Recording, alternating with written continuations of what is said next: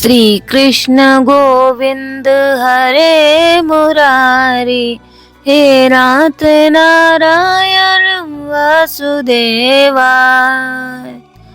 हरे कृष्णा। आप सभी वैष्णव भक्तों को प्रणाम। आप सभी को अन्नकूट गोवर्धन पूजा की बहुत बहुत शुभकामनाएं। तो हम आज कथा का श्रवण करेंगे कि गोवर्धन पूजा क्यों की जाती है, इसके पीछे कारण क्या है। इसकी कथा सुनेंगे श्रीमद् भागवतम के 10वें स्कंद से। 10वें स्कंद का प्रथम भाग, अध्याय 24, इंद्र यज्ञ निवारण। श्री सुखदेव जी कहते हैं, परीक्षित, भगवान श्री कृष्ण बलराम जी के साथ वृंदावन में रहकर अनेक प्रकार की लीलाएं कर रहे थे। उन्होंने एक दिन देखा कि वहां के सब गोप इंद्र यज्ञ करने की तैयारी कर रहे हैं। भगवान श्री कृष्ण सबके अंतर्यामी और सर्वस्व हैं। उनसे कोई बात छिपी नहीं है, वे सब जानते हैं। फिर भी विनयावनत होकर उन्होंने नंद बाबा आदि बड़े बूढ़ों गोपों से पूछा, पिताजी, आप लोगों के सामने यह कौन सा बड़ा भारी काम, कौन सा उत्सव आ पहुंचा है? इसका फल क्या है? किस उद्देश्य से कौन लोग किन साधनों के द्वारा यह यज्ञ किया करते हैं? पिताजी, आप मुझे यह अवश्य बतलाइए। आप मेरे पिता हैं और मैं आपका पुत्र। ये बातें सुनने के लिए मुझे बड़ी उत्कंठा भी है। पिताजी, जो संत पुरुष आप सबको अपनी आत्मा मानते हैं, जिनकी दृष्टि में अपने और पराये का भेद नहीं है, जिनका ना कोई मित्र है, ना कोई शत्रु है, ना उदासीन, उनके पास छिपाने की तो कोई बात होती ही नहीं। परंतु यदि ऐसी स्थिति ना हो तो रहस्य की बात शत्रु की भांति उदासीन से भी नहीं करनी चाहिए। मित्र तो अपने समान ही कहा गया है, इसीलिए इससे कोई बात छिपाई नहीं जाती। यह संसारी मनुष्य समझें बेसमझें अनेकों प्रकार के कर्मों का अनुष्ठान करता है। उनमें से समझ बूझकर करने वाले पुरुषों के कर्म जैसे सफल होते हैं, वैसे बेसमझ के नहीं। भगवान श्री कृष्ण यहाँ पे बता रहे हैं कि जो समझकर पूजा करते हैं उनके पूजा का विधान होता है और वो स्वीकार होती है और उसका फल भी मिलता है। लेकिन जो बेसमझ, जिनको पता ही नहीं है, अनेक प्रकार के कर्मों का अनुष्ठान करता है, उनमें से समझ बूझकर करने वाले पुरुष के कर्म जैसे सफल होते हैं। तो जो शास्त्रों में बताया गया है, उन्हीं कर्म को जो अनुष्ठान है वही करना चाहिए, वही सफल होते हैं। और जो शास्त्रों में निषेध है तो वो असफल रहते हैं, वैसे बेसमझ के नहीं। तो भगवान यहाँ पे बता रहे हैं 10वें स्कंद में गोवर्धन लीला में, तो हमें जो शास्त्र में बताए गए हैं वही कर्म और अनुष्ठान करने चाहिए। जैसे कि भगवान यहाँ पे बता रहे हैं, अतः इस समय आप लोग जो क्रिया योग करने जा रहे हैं वह सुहृदों के साथ विचारित शास्त्र सम्मत है अथवा लौकिक ही है। मैं यह सब जानना चाहता हूँ, आप कृपा करके स्पष्ट रूप से बताइए। नंद बाबा ने कहा, बेटा, भगवान इंद्र वर्षा करने वाले हैं, मेघों के स्वामी हैं।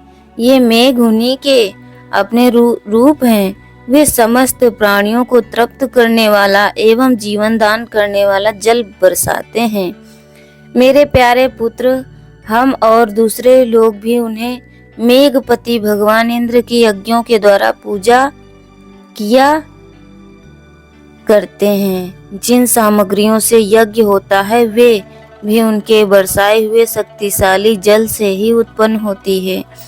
उनका यज्ञ करने के बाद जो कुछ बचा रहता है उसी अन्न से हम सब मनुष्य अर्थ, धर्म और काम रूप की त्रिवर्ग के सिद्धि के लिए अपना जीवन निर्वाह करते हैं। मनुष्यों के लिए खेती आदि प्रयत्नों के फल देने वाले इंद्र ही हैं। यह धर्म हमारी कुल परंपरा से चला आ रहा है।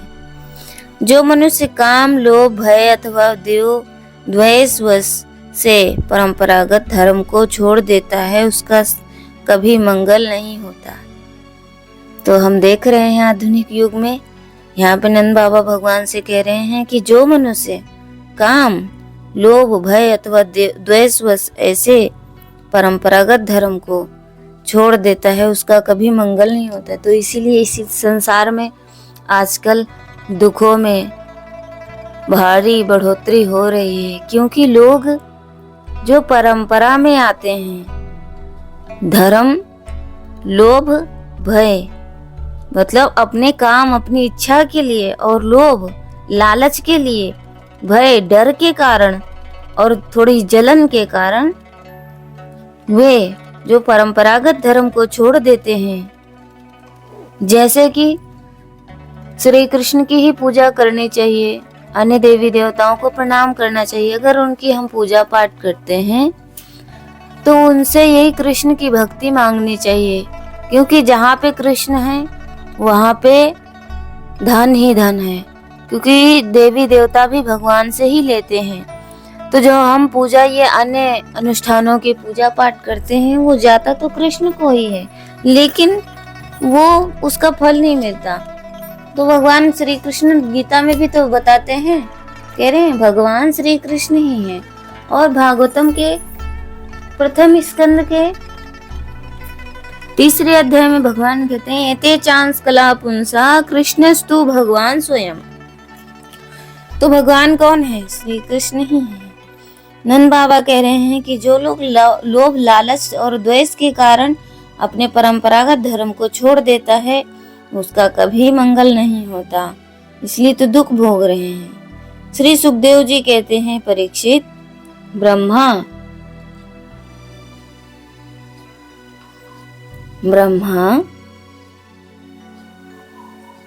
शंकर आदि भी शासन करने वाले केशव भगवान ने नंद बाबा और दूसरे ब्रजवासियों की बात सुनकर इंद्र को क्रोध दिलाने के लिए अपने पिता नंद बाबा से कहा। श्री भगवान ने कहा पिताजी से, प्राणी अपने कर्म के अनुसार ही पैदा होता है और कर्म से ही मर जाता है।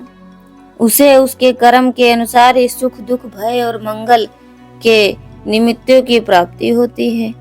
यदि कर्मों को ही सब कुछ मानकर उनमें भिन्न जीवों के कर्म फल देने वाले ईश्वर माना भी जाए, तो वह कर्म करने वाले को ही उसके कर्म फल के अनुसार दे सकता है। कर्म ना करने वालों पर उनका प्रभुता नहीं चल सकती।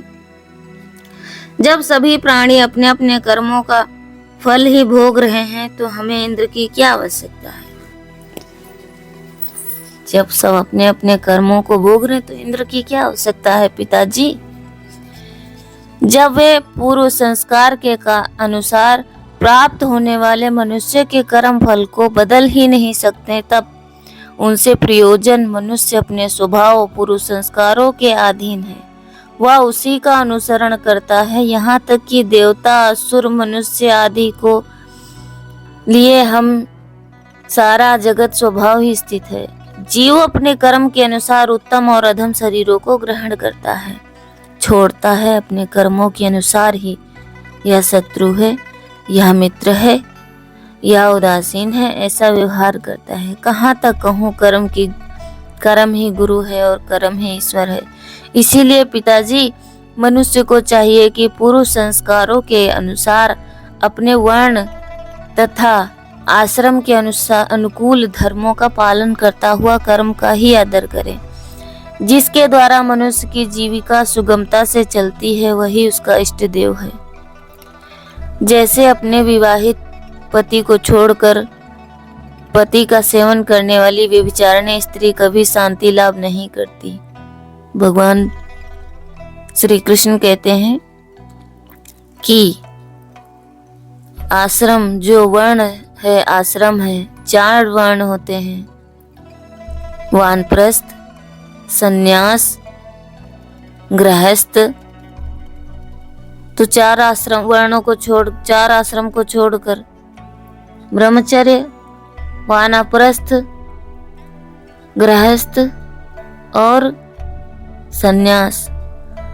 तो जैसे यहाँ पे भगवान बता रहे हैं कि जैसे अपने विवाहित पति को छोड़कर जार पति का सेवन करने वाली व्यभिचारिणी स्त्री कभी शांति लाभ नहीं करती, तो ऐसे पुरुषों के लिए भी है कि जो अपनी पत्नी को छोड़कर दूसरी पत्नी का सेवन करने वाले व्यभिचारी पति कभी शांति लाभ नहीं करते। वैसे ही जो मनुष्य अपनी आजीविका चलाने वाले एक देवता को छोड़कर किसी दूसरे की उपासना करते हैं, उन्हें कभी सुख नहीं मिलता। तो हमारे इष्ट देवता श्री कृष्ण हैं। ब्राह्मण वेदों के अध्यापन, क्षत्रिय पृथ्वी पालन से, वैश्य वार्तावृत्ति से और शूद्र ब्राह्मण क्षत्रिय और वैश्यों की सेवा से अपनी जीविका का निर्वाह करें। वैश्यों की वार्तावृत्ति 4 प्रकार की है: कृषि, वाणिज्य, गोरक्षा और ब्याज लेना। हम लोग उन चारों में से एक केवल गोपालन की ही सदा से करते आए हैं। पिताजी, इस संसार की स्थिति, उत्पत्ति और अंत के कारण क्रमशः सत्वगुण, रजोगुण और तमोगुण है। यह विविध प्रकार का संपूर्ण जगत स्त्री पुरुष के संयोग से रजोगुण के द्वारा उत्पन्न होता है। उसी रजोगुण की प्रेरणा से मेघगण सब कहीं जल बरसाते हैं, उसी से अन्न और अन्न से ही सब जीवों की जीविका चलती है। इसमें भला इंद्र का क्या लेना देना है? वह भला क्या कर सकता है? पिताजी, ना तो हमारे पास किसी देश का राज्य है और ना तो बड़े बड़े नगर ही हमारे अधीन हैं। हमारे पास गांव या घर भी नहीं है। हम तो सदा के वनवासी हैं। वन और पहाड़ ही हमारे घर हैं। इसीलिए हम लोग गौओं, ब्राह्मणों और गिरिराज का यजन करने की तैयारी करें। इंद्र यज्ञ के लिए जो सामग्रियां इकट्ठी की गई हैं, उन्हीं से यज्ञ का अनुष्ठान होने दें। अनेकों प्रकार के पकवान, खीर, हलवा, पुआ, पूरी आदि से लेकर मूंग की दाल तक बनाए जाएं। व्रज का सारा दूध एकत्र कर लिया जाए।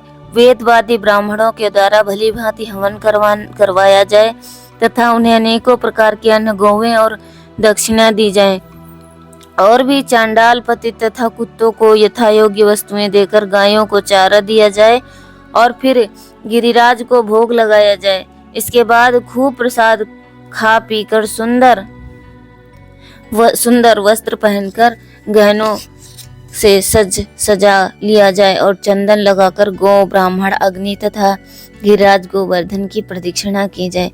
पिताजी, मेरी तो ऐसी सम्मति है कि यदि आप लोगों को रुचे तो ऐसा ही कीजिए। ऐसा यज्ञ गो, ब्राह्मण और गिरिराज को तो प्रिय होगा ही, मुझे भी बहुत प्रिय है। श्री सुखदेव जी कहते हैं, परीक्षित, कालात्मा भगवान की इच्छा थी कि इंद्र का घमंड चूर चूर कर दे। नंद बाबा आदि गोपों ने उनकी बात सुनकर बड़ी प्रसन्नता से स्वीकार कर ली। भगवान श्री कृष्ण ने जिस प्रकार का यज्ञ करने को कहा था, वैसा ही यज्ञ उन्होंने प्रारंभ किया। पहले ब्राह्मणों से स्वस्ति वाचन कराकर उसी सामग्री से गिरिराज और ब्राह्मणों का सादर भेंटें दी तथा गौओं को हरी हरी घास खिलाई। इसके बाद नंद बाबा आदि गौओं को आगे कर गिरिराज की प्रदक्षिणा की। ब्राह्मणों का आशीर्वाद प्राप्त करके वे गोपियां भली भांति श्रृंगार करके और बैलों से जूती गाड़ियां पर सवार होकर भगवान श्री कृष्ण की लीलाओं का गान करती हुई गिरिराज की परिक्रमा करने लगी। भगवान श्री कृष्ण गोपों को विश्वास दिलाने के लिए कि गिरिराज के ऊपर एक दूसरा विशाल शरीर धारण करके प्रकट हो गए तथा मैं गिरिराज हूँ, इस प्रकार कहते हुए सारी सामग्री आरोग्यने लगे। भगवान श्री कृष्ण ने अपने उस स्वरूप को दूसरे व्रजवासियों के साथ स्वयं को भी प्रमाण किया और कहने लगे, देखो कैसा आश्चर्य है, गिरिराज जी ने साक्षात प्रकट होकर हम पर कृपा की है। ये चाहे जैसा रूप धारण कर सकते हैं। जो वनवासी जीव का उनका निरादर करते हैं, उन्हें ये नष्ट कर डालते हैं। आओ, अपना और गौओं का कल्याण करने के लिए इन गिरिराज को हम नमस्कार करें। इस प्रकार भगवान श्री कृष्ण की प्रेरणा से नंद बाबा आदि बड़े बूढ़े गोपों ने गिरिराज और गो ब्राह्मणों का विधिवत पूजन किया तथा फिर श्री कृष्ण के साथ ब्रज में लौट आए। तो अब हम गोवर्धन धारण की कथा श्रवण करेंगे। हरे कृष्ण।